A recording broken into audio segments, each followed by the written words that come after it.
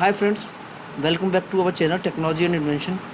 सो friends, आज का हमारा जो बेसिक वीडियो है, जो हमने इसका टॉपिक रखा है वीडियो का, एक हमारे व्यूअर भाई का हमारे चैनल पे कमेंट था कि उनकी गाड़ी में कुछ कंप्लेंट आ रही थी, बैक फायर करके गाड़ी में मिसिंग था। मैं हेड में किसी ब्लॉक में पानी आ रहा था किसी पर्टिकुलर सिलेंडर में बार बार।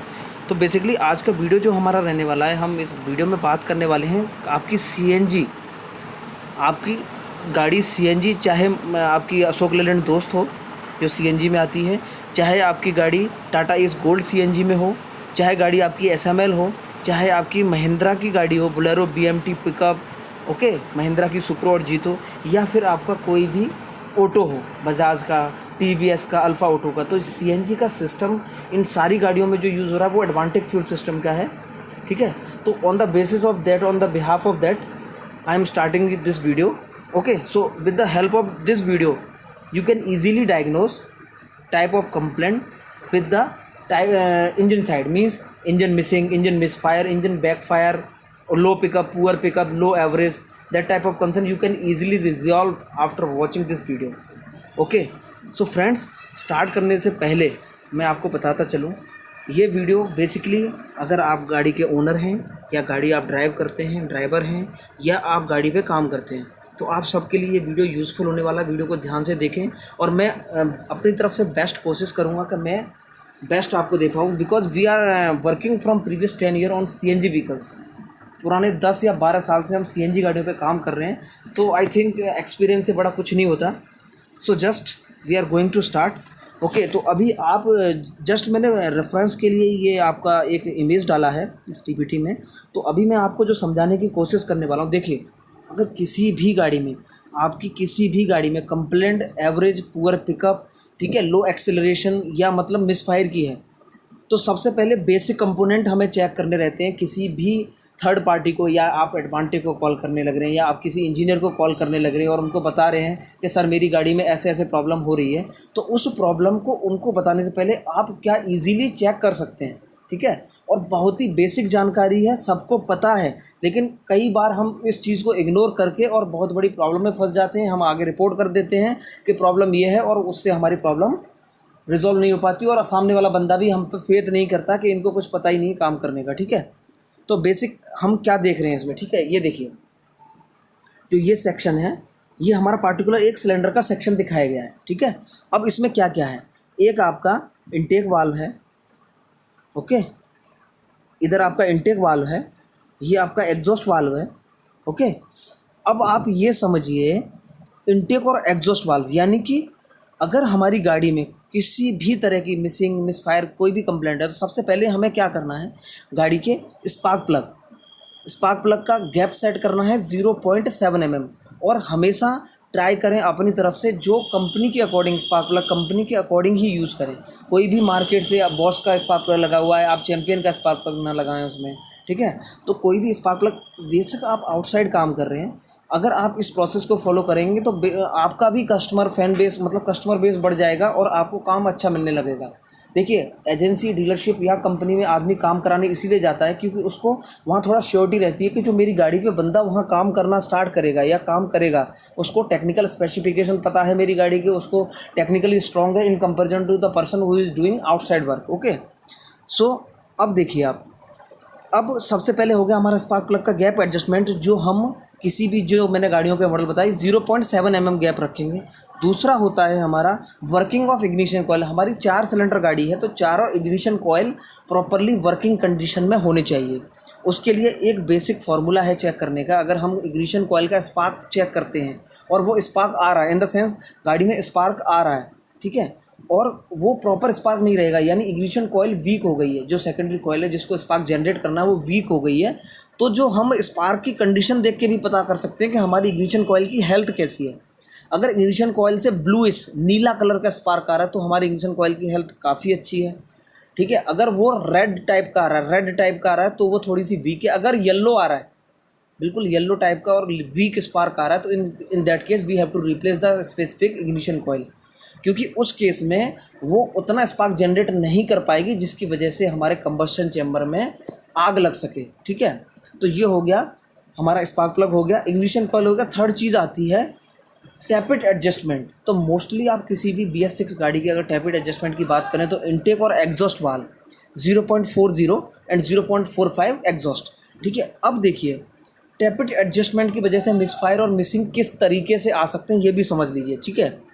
अब हमारा क्या है, जो टैपिड में क्लियरेंस रहता है 0.40 इनलेट में, अगर ये क्लियरेंस बढ़ जाएगा या कम हो जाएगा, यानी कि इनटेक वाल्व जितना खुलना चाहिए या तो उससे ज़्यादा देर के लिए खुल गया, यानी कि ज़्यादा खुल गया, या उससे कम खुल रहा है, तो एंट्रेंस एयर जो आएगी वो एयर प्रॉपर नहीं आ पाएगी, ठीक है। तो इनटेक वाल्व और एग्जॉस्ट वाल्व का एडजस्टमेंट इतना कंपलसरी है। अब देखिए सपोज कीजिए कि at the time of combustion जब हमारा पिस्टन यहाँ टॉप डेड सेंटर पे है और ये हमारा जो स्पार्क प्लग लगा है फ्यूल इग्नाइट करेगा, एट दैट टाइम दोनों हमारे इनटेक और एग्जॉस्ट वाल्व क्लोज रहने चाहिए, ठीक है। सबको पता है कि अगर intake valve exhaust valve close नहीं रहेंगे at the time of power stroke तो हमारी गैस रिलीज़ हो जाएगी इनटेक और एग्जॉस्ट किसी भी साइड में और हमारा पूरा पिकअप गाड़ी को नहीं मिल पाएगा, ठीक है। तो अब आप ये समझिए कि अगर at the time of combustion यानी जब कंबस्टन हुआ है उस टाइम पे अगर आपका इनटेक वाल्व खुला रह गया, तो आपकी गाड़ी एयर फिल्टर वाली साइड से बैकफायर कर देगी। एयर फिल्टर वाली साइड से बैकफायर करने का मतलब आपका एयर फिल्टर भी टूट सकता है, ढक्कन उसका, या उस साइड से बैकफायर आ रहा है, तो एक ये रीज़न हो सकता है कि आपके टैपिड एडजस्टमेंट में कहीं ना कहीं प्रॉब्लम है। दूसरा रीज़न आपका बैकफायर का हो सकता है कि आपका स्पार्क प्लग का गैप इम्प्रॉपर है, ठीक है। स्पार्क प्लग का नहीं, आपके क्रैंक सेंसर का। आपका क्रैंक सेंसर जो आपका कहाँ लगा हुआ है कि रियर फ्लाईव्हील हाउसिंग पे, जो आपका फ्लाईव्हील है, फ्लाईव्हील के ऊपर जो होल रहते हैं उनको सेंस करता है आपका क्रैंक सेंसर। उसकी वजह से क्या बताता है, एक तो आपके पिस्टन की पोजीशन बताता है कि आपका पिस्टन कब टॉप डेड सेंटर पे है, कब बॉटम डेड सेंटर पे। दूसरा बताता है गाड़ी के RPM। तो अगर ये एक्चुअली प्रॉपरली सेंस नहीं कर पाएगा आपका क्रैंक सेंसर कि what is the actual position of the crank shaft, यानी कि क्रैंक शाफ्ट की पोजीशन क्या है, पिस्टन हमारा किस पोजीशन पे है, तो भी हमारी गाड़ी में, अब देखिए जब टॉप डेड सेंटर पे आ गया तब हमारे सिस्टम को पता लगा कि अब हमें इग्नाइट करना है फ्यूल को, तो इग्निशन कॉइल से स्पार्क जाना चाहिए। अगर क्रैंक सेंसर ने ये सेंस नहीं किया तो उस टाइम पे क्या होगा कि वो सेंस करके उसको सप्लाई नहीं देगा तो वो करंट नहीं जनरेट होगा कॉइल के द्वारा। अगर करंट नहीं जनरेट होगा तो गाड़ी हमारी मे बी स्टार्ट ही ना हो, ठीक है। तो क्रैंक सेंसर की वजह से स्टार्टिंग प्रॉब्लम भी आती है, मिसफायर की दिक्कत भी आ जाती है। तो ये छोटी छोटी ऐसी कंप्लेंट है जो आपको हर गाड़ी में देखने को मिलेगी और हम इनको ना तरीके से चेक ना करते इतना बड़ा कर देते हैं कि इन चीज़ों को कभी भी आप इनको इग्नोर ना करें। आपका टैपिड adjustment, spark plug gap adjustment, okay, और आपका क्रैंक सेंसर क्लीनिंग, ठीक है। तो ये आपका प्रोसेस होता है अगर मिसिंग या मिसफायर। और सबसे बड़ी बात, अगर कभी भी गाड़ी में एवरेज का इशू मिलता है, गाड़ी एवरेज नहीं दे पा रही है, तब भी आपको यही चेक करना है कि गाड़ी में कहीं मिसफायर काउंट तो नहीं बढ़ रहे। वो आपका स्कैन टूल लगेगा, DG स्कैन टूल है, उसको लगाएंगे तो मिसफायर काउंट बढ़ रहे हैं। अगर किसी भी सिलेंडर में मिसफायर काउंट बढ़ रहे हैं इसका मतलब स्पेसिफिक उस सिलेंडर में स्पार्क प्लग की दिक्कत है, इग्निशन कॉइल की दिक्कत है, या इंजेक्टर की दिक्कत है, किस चीज़ की दिक्कत है, कॉइल की दिक्कत, वो हमें डायग्नोस करना पड़ेगा। यानी किसी भी सिलेंडर में मिसफायर काउंट नहीं बढ़ने चाहिए, ठीक है। और वही हमारा पावर लॉस और लो एक्सेलरेशन और पुअर पिकअप और लो एवरेज का कंसर्न आ जाता है गाड़ी में। तो CNG गाड़ियाँ बहुत ज़्यादा सेंसिटिव गाड़ियाँ हैं, ठीक है। अब एक चीज़ और मोस्ट इंपॉर्टेंट है, मैं अपने व्यूअर को बताना चाहूँगा, अगर इस चीज़ पे और ध्यान दे लिया आपने तो आप CNG गाड़ी में मोस्टली प्रॉब्लम जो रहती हैं पुअर पिकअप, लो एक्सेलरेशन की, सारी प्रॉब्लम सॉल्व कर पाएंगे। एक और चीज़ अलाउड नहीं है, कहीं भी इनटेक और एग्जॉस्ट, आपका इनटेक यानी कि जो एयर इनटेक आ रहा है हमारे इनटेक वाल्व के पास तक, ठीक है, हमारा जो एयर इनटेक आ रहा है इस वाल्व के पास तक, तो यहाँ भी जो हमारा ETV लगा हुआ है, इलेक्ट्रॉनिक थ्रोटल वाल्व लगा हुआ है, ठीक है, यहाँ से और हमारे इनटेक मैनिफोल्ड तक कहीं भी लीकेज नहीं चाहिए। यानी कि यह पूरा क्लोज सिस्टम है, इसमें कहीं भी लीकेज अलाउड नहीं है। अगर वो लीकेज अंदर आ गई तो वो आपके पूरे सिस्टम की वैल्यू को डिफ़र कर देगी। जो आपका ECM है वो गलत सिग्नल प्रोवाइड करेगा, उसे यही नहीं पता लगेगा कि मुझे कितना अमाउंट ऑफ फ्यूल देना है अकॉर्डिंग टू द एयर, ठीक है। अगर एक्सेस एयर आ गई, इसी तरीके से हमारे एग्जॉस्ट साइड में, जहाँ हमारा एग्जॉस्ट मैनिफोल्ड लगा हुआ होता है, एग्जॉस्ट साइड में भी कहीं भी लीकेज अलाउड नहीं है बिफोर हमारे फर्स्ट ऑक्सीजन सेंसर से। यानी कि यहाँ से हमारा जब ये एग्जॉस्ट जा रहा है और ये हमारा O2 सेंसर लगा हुआ है, इस O2 सेंसर से पहले इस O2 सेंसर से पहले कहीं भी एग्जॉस्ट में लीकेज नहीं चाहिए। अगर लीकेज होगी तो आपकी गाड़ी मिसफायर, पुअर पिकअप, लो एक्सीलरेशन, सब तरह की प्रॉब्लम हमें देखने को मिलेंगी। तो ये कुछ जनरल पॉइंट थे, इनको हम चेक करके आसानी से हमारी गाड़ी, बहुत ही जनरल है, सब लोग करते हैं।